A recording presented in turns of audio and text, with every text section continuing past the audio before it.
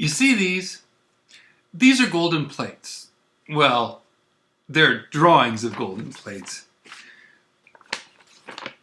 I mean alleged golden plates. Because you see, nobody's ever seen them or described them in the same way. Well, why don't we just look at them and get a simple picture, Because we don't have them.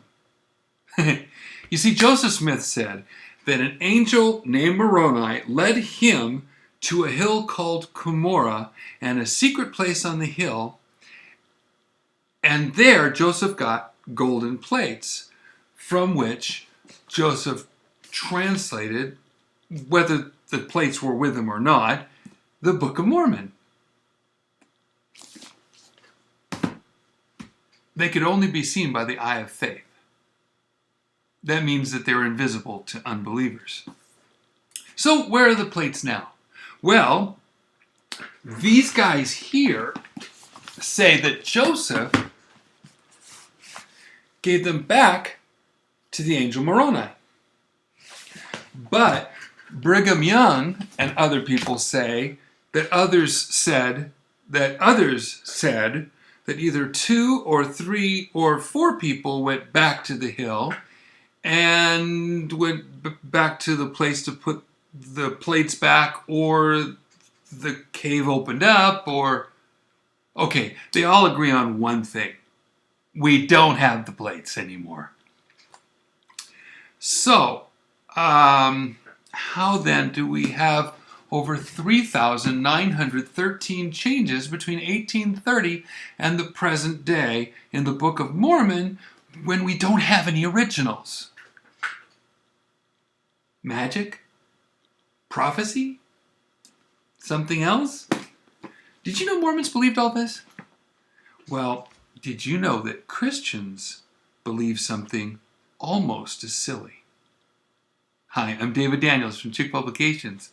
No, I'm serious. There are people who believe that the original autographs, the original documents, written by the original autographs and authors, and only they are inspired.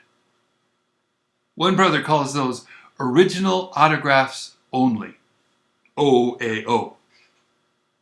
That reminds me of the witches' guards in The Wizard of Oz. Yo-ho, OAO. Anyway, so back to the story. As I said in another vlog, original autographs only is what's in many churches and schools and seminaries, statements of faith to this very day, all around the world. But that's not original Christianity.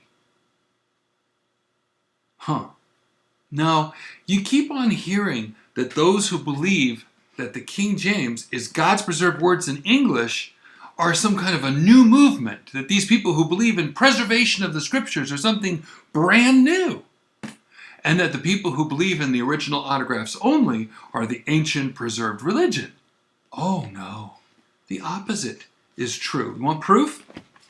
Centuries ago, 1646, this was part of the Church of England's Westminster Confession of Faith. Listen to this. The Old Testament in Hebrew and the New Testament in Greek, being immediately inspired by God, by his singular care and providence, kept pure in all ages, are therefore authentic. But because these original tongues are not known to all the people of God, therefore they are to be translated into the vulgar, common language of every nation. Doesn't sound so ancient, does it? Here, way back in 1657, Puritan John Owen summed up what common Christians believed. Quote, "The scriptures of the Old and New Testament were immediately and entirely given out by God himself. So, in his love to his word and church, his whole word, as first given out by him, is preserved unto us entire in the original languages, as also in all translations, so far as they faithfully represent the originals. It evidences its divine original and authority." Here's what really happened. In the late 1800s, scholars got threatened. When Darwin came out in 1859 with his theory of evolution, in August of 1881, Westcott and Hort were to come out with a brand new Greek New Testament based on Sinaiticus and Vaticanus and a revised New Testament.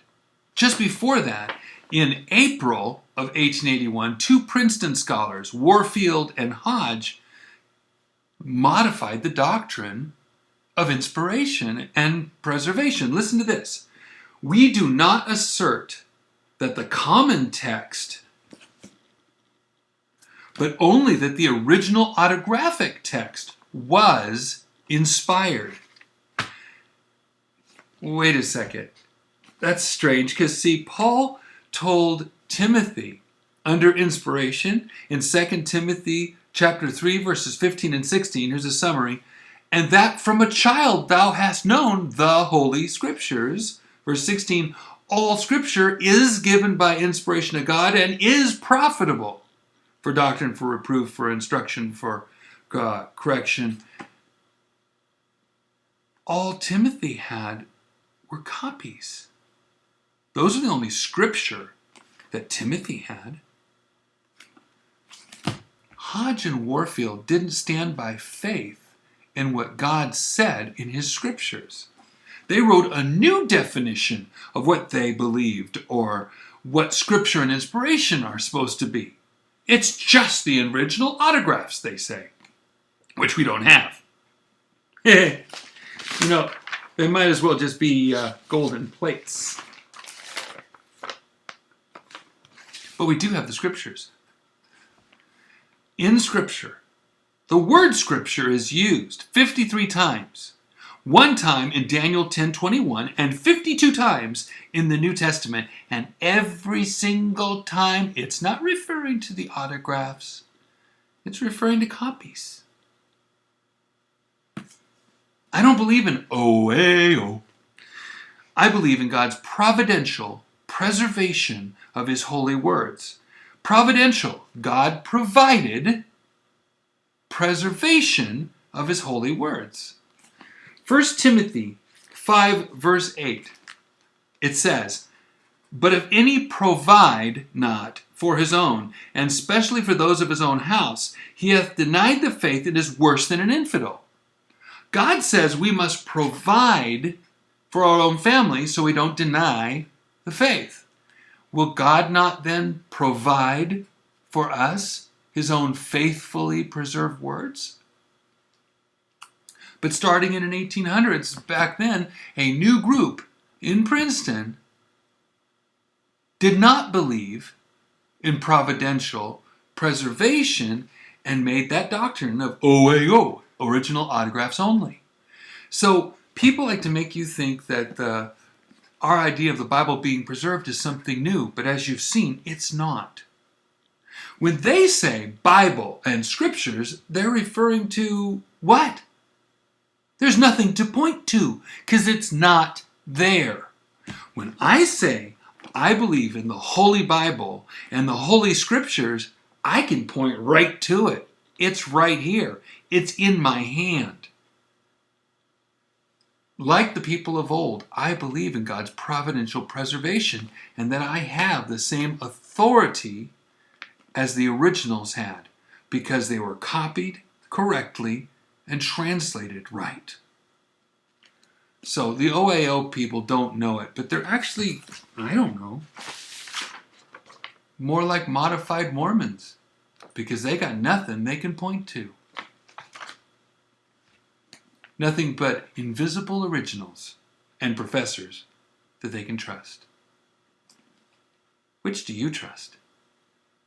God bless you and have a wonderful day.